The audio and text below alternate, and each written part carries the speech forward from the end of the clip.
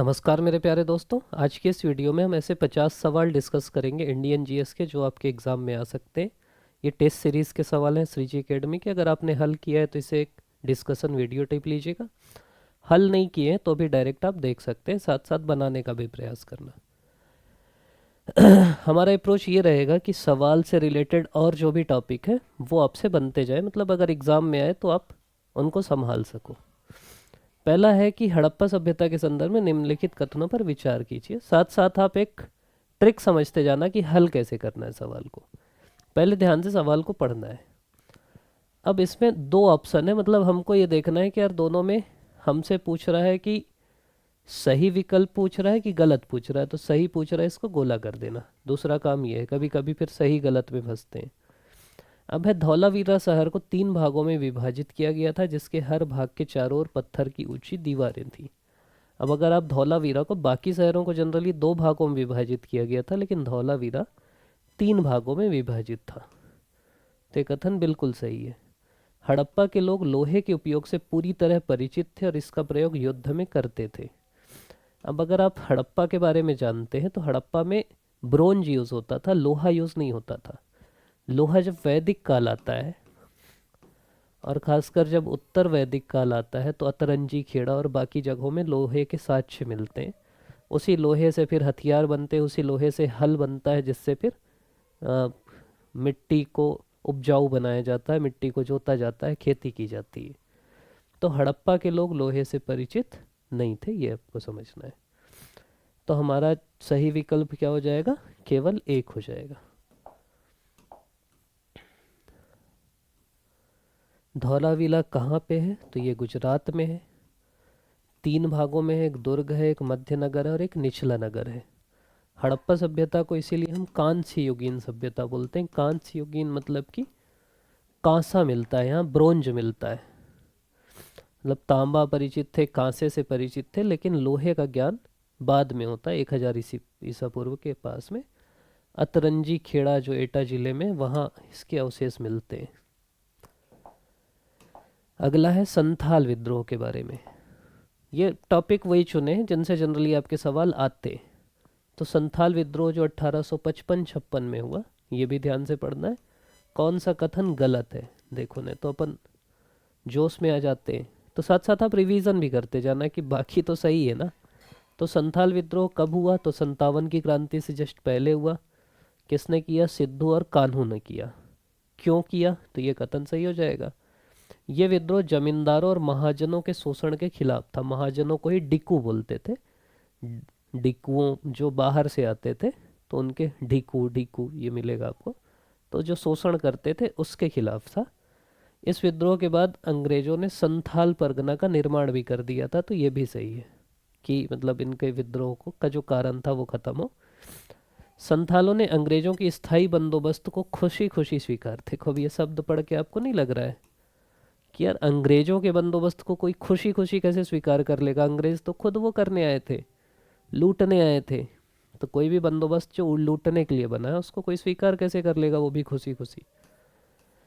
तो आपको नहीं पता, लेकिन आप चौथा कथन पढ़े तो ये आपके दिमाग में थोड़ा सा घंटी बजाया कि खुशी खुशी कैसे हो सकता है, और फिर आप उत्तर तक पहुंच गए। तो ऐसे आपको ना हर सवाल को अप्रोच करना है।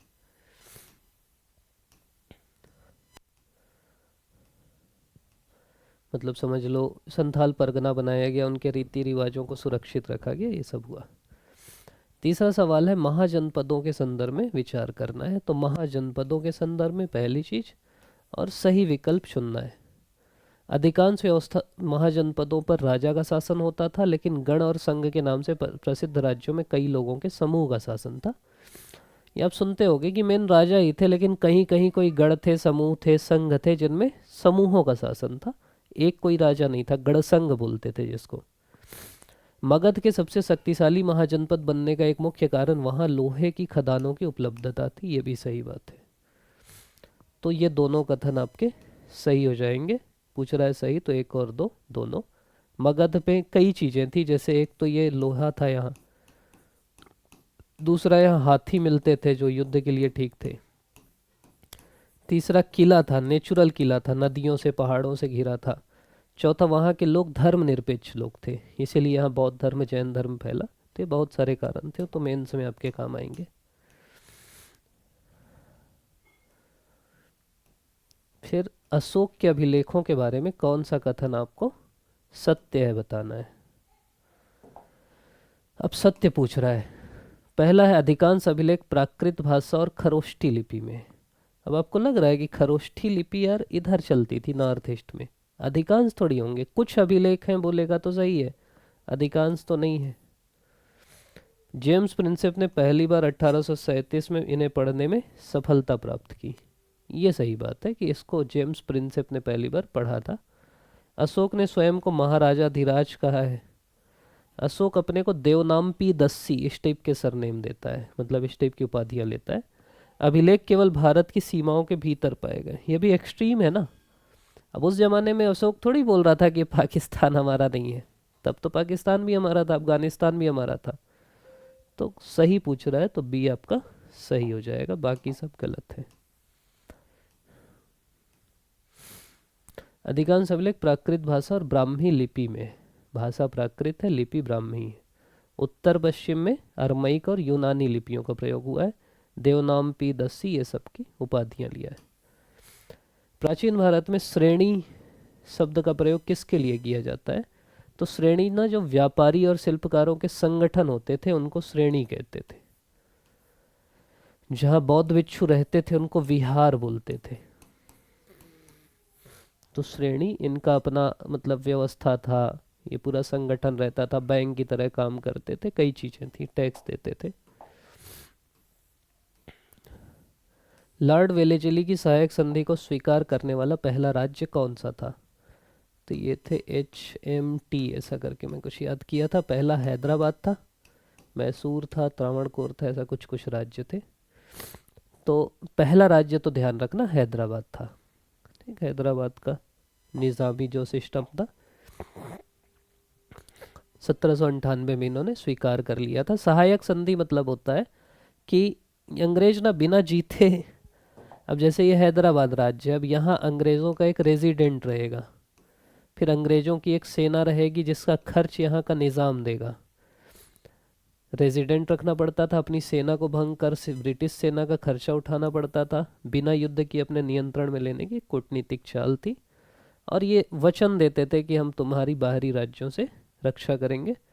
मैसूर टी से तंजौर था, ठीक, अवध, ये सब सहायक संधि के भाग बनते हैं।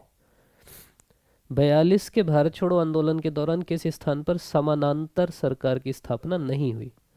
तो जब आप भारत छोड़ो पढ़ोगे तो फिर कई जगह ना समानांतर सरकार बनने लगी, जैसे बलिया में चित्तू पांडे, तामलुक में बनी, सतारा में बनी, दिल्ली में नहीं बनी। समानांतर सरकार मतलब ये अपनी पैरेलल गवर्नमेंट स्थापित कर दी है कि हम अंग्रेजों को नहीं मानेंगे, हम खुद मानेंगे। फिर धीरे से वो हट भी गई। तो कहाँ पे बनी पूछ रहा है, तो कहाँ बनी, दिल्ली में बनी, दिल्ली में नहीं बनी। बलिया में चित्तू पांडे बनाए, तामलुक बंगाल में जाति सरकार बनी, तामलुक बंगाल में जाति सरकार, और सतारा महाराष्ट्र में प्रति सरकार बनी, नाना पाटिल, वाईवी चौहान ये सब बनाए। कैबिनेट मिशन के प्रस्तावों में क्या शामिल नहीं था पूछ रहा है। तो भारत को एक ढीला ढाला संघ बनाना शामिल था। पाकिस्तान की मांग को पूरी तरह स्वीकार करना, कैबिनेट स्वीकार नहीं करता, बाद में जब माउंटबेटन प्लान आता है ना उसमें पाकिस्तान बनता है। उससे पहले अंग्रेज नहीं चाहते थे, वो चाहते थे एक ढीला ढाला संघ बने, तो वो था उनका। अंतरिम सरकार का गठन होगा, ये सही बात है, इसी के तहत फिर अंतरिम सरकार का गठन होता है, कांग्रेस मुस्लिम लीग मिल के बनाती है। और रियासतों को संघ में शामिल होने की छूट देना, ये भी सही बात है। इन्होंने 3 समूह बनाए थे, ABC, ढीला ढाला संघ बनाया था। केंद्र के पास बोले रक्षा, विदेश मामले ये सब रहेंगे, संचार रहेगा, बाकी राज्यों के पास रहेगा। राजा राम मोहन राय द्वारा स्थापित ब्रह्म समाज का मुख्य उद्देश्य क्या था। वेदों की सर्वोच्चता स्थापित करना, ऐसा नहीं था। इनका मेन था एकेश्वरवाद, मोनोइथिज्म का प्रचार करना। पश्चिमी शिक्षा का विरोध नहीं था, इसके समर्थक थे वो। निचले जातियों के लिए अलग मंदिर इस टाइप का भी नहीं था। जाति प्रथा का विरोध करते थे, मूर्ति पूजा का विरोध करते थे, बाल विवाह का विरोध करते थे, और मेन ये उपनिषदों से प्रभावित थे वेदों से ज़्यादा। सती प्रथा का विरोध करते थे, इन्हीं के लिए फिर 1829 में कानून भी आया। लोकायत या चारवाक दर्शन के बारे में कौन सा कथन सही है? ये परलोक और वेदों में, कौन सा कथन सही है? परलोक और वेदों में विश्वास करता है? नहीं करता, आपको भी पता है। ये बोलता है जो मेरे को दिख रहा है वही मानूंगा, प्रत्यक्ष ही प्रमाण है। यावत जीवित सुखम जीवित ऋणम कृत्वा घृतम पीबेत, क्योंकि एक बार ये शरीर जल गया तो फिर नहीं आएगा। मतलब ये एक भौतिकवर्ती दर्शन है जो प्रत्यक्ष को ही प्रमाण मानता है, इसीलिए आकाश को भी नहीं मानता, ईश्वर को भी नहीं मानता, आत्मा को भी नहीं मानता। अहिंसा का समर्थक नहीं है, जैन धर्म की एक शाखा नहीं है, तो ये सही हो जाएगा। कर्ज लो और घी पियो के सिद्धांत के लिए जाना जाता है। श्रवण परंपरा के संदर्भ में निम्नलिखित कथनों पर विचार कीजिए। इसने वेदों की सर्वोच्चता और ब्राह्मणों के अधिकार को पूरी तरह स्वीकार किया था। श्रवण जो परंपरा है ना, वो ये थी जो वेदों की सर्वोच्चता थी और ब्राह्मणों के अधिकार थे उसके खिलाफ ही आया था। और इसी में फिर जैन, बौद्ध, आजीवक जो मखली पुत्र गोसाल वाले हैं, चारवाक, ये सब आते हैं। तो जैन बौद्ध इसी परंपरा के प्रमुख अंग थे। आपको बोल रहा है सही विकल्प चुनना है तो केवल 2।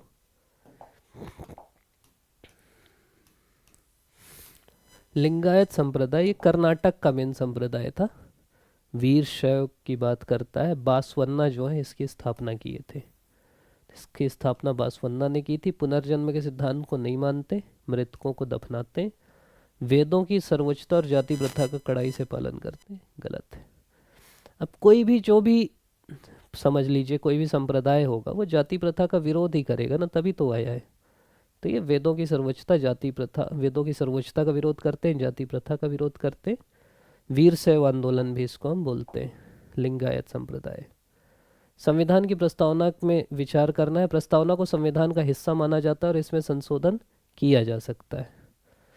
ठीक है। समाजवादी और पंथ निरपेक्ष शब्द मूल संविधान में ही शामिल थे। अब आप पढ़ोगे कि बाद में 3 शब्द जुड़े 42वें संविधान संशोधन से, समाजवादी, पंथ निरपेक्षता और अखंडता। तो ये 3 शब्द बाद में जुड़ते हैं। ठीक। और ये न्यायालय में प्रवर्तनीय नहीं है। तो आपसे बोल रहा है कि कौन सा सही कूट है, तो सही कूट है ये, तो सही है, ये गलत है। अब 2 अगर गलत है तो फिर उत्तर मिल जाएगा आपको शायद। क्या 2 हटा दो तो उत्तर मिल जाएगा कि सी उत्तर है। न्यायालय में प्रवर्तनीय नहीं है, सही बात है। भारत के राष्ट्रपति के वीटो शक्तियों के संदर्भ में क्या सही नहीं है? राष्ट्रपति धन विधेयक के संबंध में जेबी वीटो का प्रयोग कर सकता है, यही सही नहीं है। धन विधेयक में तो ओके ही करना रहता है ना राष्ट्रपति को। निलंबनकारी वीटो के बाद यदि संसद पुनः पारित कर दे सहमति, सही बात है। राज्य विधेयक को सुरक्षित रख सकते हैं। संविधान संशोधन पर वीटो शक्ति नहीं होती, ये भी सही बात है। तो आपका उत्तर हो जाएगा, क्या गलत है? तो ए गलत है। राष्ट्रपति और उपराष्ट्रपति के निर्वाचन के संबंध में कौन सा कथन सही है? दोनों के निर्वाचन मंडल में विधानसभा सदस्य शामिल होते हैं। कौन सा कथन सही है? तो ये तो गलत हो जाएगा। दोनों के निर्वाचन मंडल में मनोनीत वोट दे सकते हैं, ये भी नहीं है। राष्ट्रपति में नहीं दे सकते। राष्ट्रपति के चुनाव में विधानसभा सदस्य वोट देते हैं, उपराष्ट्रपति के चुनाव में नहीं।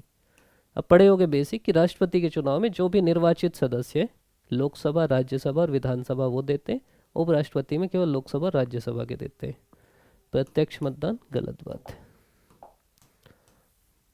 राज्यपाल की विवेकाधीन शक्तियों के संदर्भ में विचार करें। राष्ट्रपति शासन की सिफारिश करना, विवेकाधीन मतलब खुद सोच के करता है, ये सही बात है। मुख्यमंत्री की नियुक्ति जब किसी दल के पास स्पष्ट बहुमत ना हो तो विवेक आएगा, सही बात है। मंत्रिपरिषद की सलाह मानने के लिए राज्यपाल हमेशा बाध्य है, तो विवेकाधीन तो नहीं होगा ना। तो आपका उत्तर हो जाएगा 1 और 2। संसद की लोक लेखा समिति के बारे में विचार कीजिए। इसके कुल 22 सदस्य होते हैं, सही बात है। 15 लोकसभा और 7 राज्यसभा। कोई भी मंत्री इस समिति का सदस्य नहीं बन सकता, ये भी सही बात है। इसका अध्यक्ष परंपरा के अनुसार सत्तारूढ़ दल का होता है। अब सत्तारूढ़ का क्यों अध्यक्ष रखेंगे यार? विपक्ष का करेंगे ना, तभी तो वो सही काम कर पाएगी। तो विपक्ष का होता है, तो 1 और 2 सही होगा, 3 हो जाएगा गलत। 18 है, इसको फ्रेंड फिलोसोफर एंड फ्रेंड बोलते हैं, उसका कैग का। उच्च न्यायालय के रिट क्षेत्र अधिकार के बारे में आपको देखना है। उच्च न्यायालय का रिट क्षेत्र अधिकार उच्चतम न्यायालय से व्यापक है। इसका 226 में होता है हाई कोर्ट का। और इसमें मूल अधिकार भी होता है, बाकी अधिकार भी रहते हैं, मतलब सुप्रीम कोर्ट से ज़्यादा व्यापक है। उच्च न्यायालय केवल मौलिक अधिकारों के लिए रिट जारी कर सकता है, गलत है। बाकी के लिए भी कर सकता है ना, ये केवल लगा दिया तो गलत हो गया। केवल एवल टाइप का शब्द मिले ना तो हटा देना, मतलब इसका हो जाएगा केवल ए। ग्राम सभा के सदस्यों में कौन शामिल होता है? तो ग्राम सभा में ना जो भी मतदाता सूची में पंजीकृत व्यक्ति हैं, जिनका नाम है मतदाता सूची में, वो ग्राम सभा के सदस्य होंगे। अनुच्छेद 365 के बारे में विचार कीजिए। इसमें संवैधानिक तंत्र के विफल होने पर लगाया जाता है, सही बात है।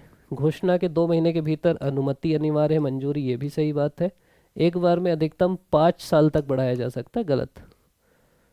तो 5 साल नहीं रहता, 1 साल के लिए लगाया जा सकता है, फिर 2 साल और बढ़ा सकते हैं अगर देश में आपातकाल लगा है और चुनाव आयोग बोले कि यहाँ चुनाव नहीं किया जा सकता, तो मैक्सिमम 3 साल हो सकता है।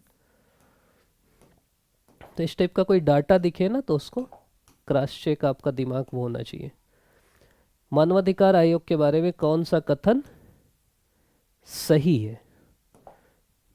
ये एक संवैधानिक निकाय है, गलत बात है। अध्यक्ष केवल सेवानिवृत्त सीजेआई हो सकते हैं, ये भी गलत बात है। दोषियों को सजा देता है, ये भी गलत बात है।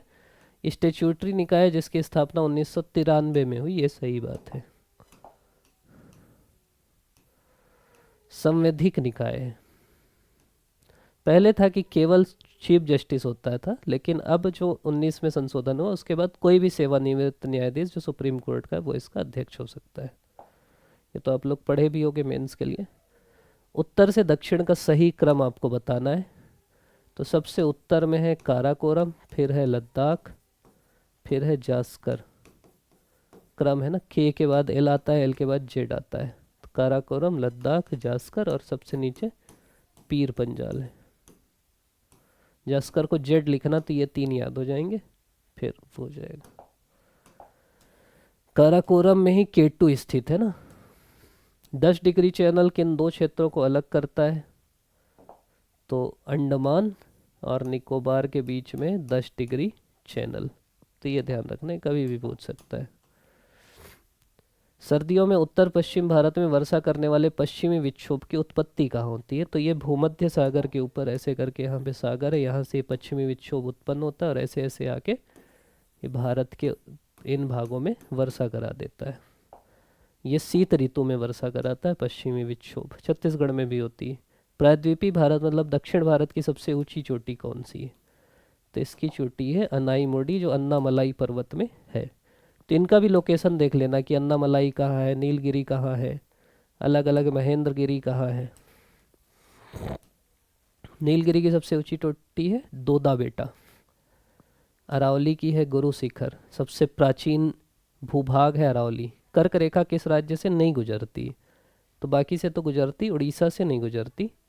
23.5 डिग्री उत्तरी अक्षांश से। मानसून होने से पहले जो वर्षा होती कर्नाटक और केरल में, उसको क्या बोलते हैं बताओ? ऑप्शन हटा भी सकते हो ना, लू तो नहीं बोलेंगे उसको, ठीक। आम का टाइम रहता है ना, थोड़ा लॉजिक नहीं लगा सकते कि मानसून से पहले पानी गिर रहा है तब आम लगे हैं, उनमें वर्षा हो रही, तो उसको मैंगो सावर बोलेंगे। बाकी सब तो।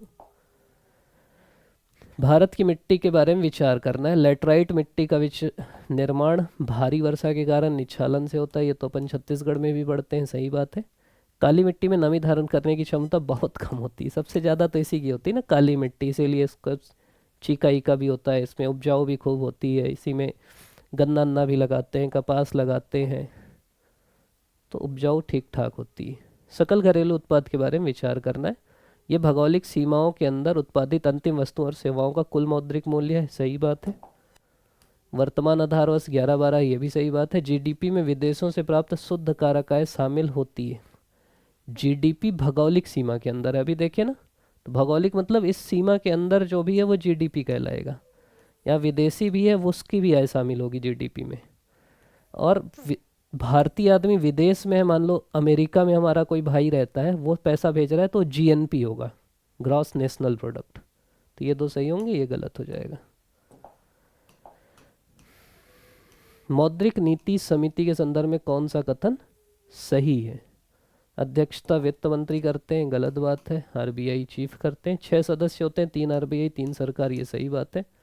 राष्ट्रपति की अनुमति से लागू होती है, एक बार आती है, ये भी गलत बात है। ठीक, इनका लक्ष्य 4 ± 2 मुद्रास्फीति को रखना। कास्टिंग वोट गवर्नर के पास ही रहेगा।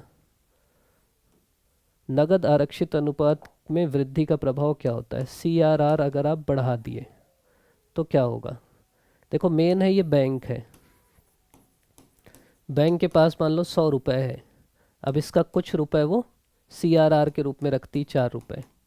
अब इसी को हम बोले कि अब तुम 4 की जगह 10 रुपये रखो, तो पहले 4 रुपये रख के 96 रुपये जनता को लोन बांटती थी, अब 10 रुपये रखना, बाकी 90 बचा, तो बाजार में मुद्रा की आपूर्ति कम हो जाएगी। और CRR कम करोगे, बोलोगे अब 1 रुपये ही रख, तो फिर बाकी 99 जनता को देगी, तो आपूर्ति बढ़ जाएगी।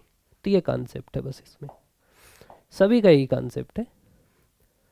कौन सा राजस्व व्यय का उदाहरण है? राजस्व व्यय मतलब ऐसा व्यय जिससे हमको कुछ मिलता नहीं है, ना तो कोई पूंजी सृजित होती है, ना तो कुछ पैसा मिलता है। जैसे वेतन है, उससे कुछ नहीं मिला, ब्याज किए कुछ नहीं मिला, सड़क पुल बनाए तो इससे मिलेगा, यार सड़क पुल तो है ना, तो ये नहीं कहलाएगा। राज्यों का अनुदान, इससे भी क्या मिलेगा केंद्र को? तो 1, 2, 4 राजस्व व्यय कहलाएगा। विश्व व्यापार संगठन के एम्बर बॉक्स सब्सिडी क्या है? एम्बर बॉक्स जो ऐसी सब्सिडी है जो व्यापार को प्रभावित करती है, इसलिए इसका सीमा तय कर दिया गया है। एक ग्रीन बॉक्स है जो नहीं करती है, एक ब्लू बॉक्स है और एक एम्बर बॉक्स है, 3 प्रकार की। भारत के विदेशी मुद्रा भंडार में सबसे बड़ा हिस्सा किसका होता है? तो अभी सबसे ज़्यादा है हमारे पास विदेशी मुद्रा, जो परिसंपत्तियाँ हैं उनका सबसे बड़ा हिस्सा है। न्यूनतम समर्थन मूल्य की सिफारिश कौन सी संस्था करती है? तो वो करती है CACP, ये सिफारिश करेगी। और उसके बाद फिर जो कैबिनेट कमेटी है इकोनॉमिक अफेयर की, वो उसको ओके करेगी, और उसके बाद ये आर्थिक मामलों की मंत्रिमंडल समिति CCEA ओके करेगी, और उसके बाद फिर हो जाएगा। राजा चलैया समिति का संबंध किससे था? तो राजा चलैया समिति बनी थी कर सुधार से। तो जो भी समितियां बनी है ना, उनको एक बार देख लेना। नरसिम्हन समिति बनी बैंकिंग से रिलेटेड, ठीक, सेवा कर, ये सब बात किए थे। नीति आयोग के संदर्भ में क्या सही नहीं है? स्थापना 1 जनवरी को ही, सही बात है। थिंक टैंक है, ये भी सही बात है। अध्यक्ष प्रधानमंत्री होता है, ये भी सही बात है। राज्यों को धन का आवंटन करती, ये गलत बात है। वित्त आयोग की सिफारिश से होती है, ये नहीं करती आवंटन। पर्यावरण में ऊर्जा का प्रवाह हमेशा एक दिशी होता है, बिल्कुल सही बात है। पोषक तत्वों का चक्रण चक्रीय होता है, ये भी सही बात है कि भाई ऊपर गया फिर नीचे आया फिर ऊपर गया, इसीलिए तो उसको चक्र बोलते हैं, फास्फोरस चक्र, नाइट्रोजन चक्र। 10% के लिए अगले राज्य पर केवल 10% ऊर्जा स्थानांतरित होती है, ये भी सही बात है। लिंडब्लॉम का नियम है कि जैसे मान लो इसके पास 1000 ऊर्जा है, मान लो ये घास है, तो घास को गाय खाई तो गाय को 100 ही मिलेगा, घास को बकरी खाई तो बकरी को 100 मिलेगा, बकरी को शेर खाया तो शेर को 10 मिलेगा, शेर को इंसान खाया तो उसको 1 मिलेगा, इंसान को कोई और खाया तो उसको 0.1 ऊर्जा मिलेगी। तो ऐसे कम होते जाती है ऊर्जा। सुपोषण के संदर्भ में विचार करना है, ये पोषक तत्वों की अधिकता से होता है, बिल्कुल सही बात है। इसमें शैवाल प्रस्तुतन होता है जो ऑक्सीजन को कम कर देता है, ये भी सही बात है। जलीय जीवों के लिए फायदेमंद थोड़ी है, ये होता है तो फिर जलीय जीव मर जाते हैं, फिर बदबू आती है उनकी। तो 1 और 2 सही उत्तर हो जाएगा। रामसर सम्मेलन 1971 में हुआ, आर्द्र भूमि के लिए हुआ, ईरान में एक शहर है, और वो फिर जो वेटलैंड है, आर्द्र भूमि है, उनके लिए सम्मेलन है कि उनका संरक्षण किया जाए। 2 फरवरी को हर साल विश्व आर्द्र भूमि दिवस मनाते हैं। आर्द्र भूमि को पृथ्वी की किडनी कहा जाता है क्योंकि अवशिष्ट जल को छान के शुद्ध करती है। ग्रीन हाउस गैसों के संदर्भ में विचार करना है। जलवाष्प सबसे प्रचुर ग्रीन हाउस गैस है, सबसे ज़्यादा जलवाष्प ही रहती है। मीथेन कार्बन डाइऑक्साइड से अधिक शक्तिशाली, ये भी बात है।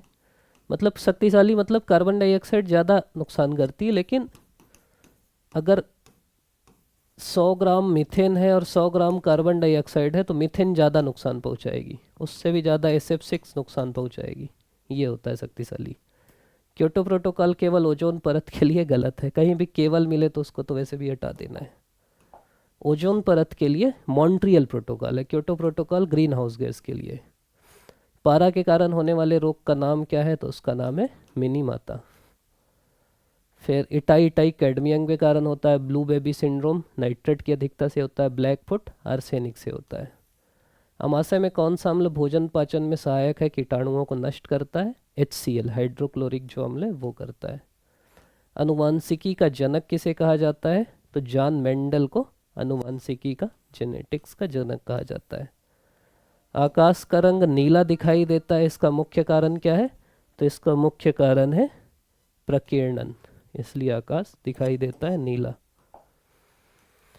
मानव नेत्र में प्रतिबिंब कहाँ पे बनता है? तो ये बनता है रेटिना पे, ठीक, वहीं पे प्रतिबिंब बनता है। निकट दृष्टि दोष दूर करने के लिए किस लेंस का यूज किया जाता है? तो अवतल का किया जाता है, उत्तल का किया जाता है दूर दृष्टि दोष में। तो इसका वही है कि चित्र बना सकते हैं। मुख्य न्यायाधीश अभी 53वें कौन से बने? तो जस्टिस सूर्यकांत बने। शुभांशु शुक्ला भी इसलिए चर्चा में थे क्योंकि अंतर्राष्ट्रीय स्पेस स्टेशन में जाने वाले भारतीय यात्री बने। और नोबल शांति पुरस्कार 2025 की विजेता मारिया कोरिना मचाडो किस देश की हैं? तो वो हैं वेनेजुएला की। तो आप लोग अभी तक देख रहे हैं, इसके लिए आप सभी का बहुत बहुत धन्यवाद। बताइएगा इसी टाइप के आप क्वेश्चन चाहिए तो क्वेश्चन बताइएगा, और जस्ट जो चाहते हो कमेंट में करते रहिए, कोशिश करते रहेंगे हम लोग लाने की। और आप लोग अच्छे से पढ़ते रहिए, बिना डरे पढ़ते रहिए, खूब पढ़ते रहिए। पढ़िए, सोइए, फिर पढ़िए, फिर सोइए, फिर पढ़िए, फिर रिवीजन करिए, फिर सोइए। All the best.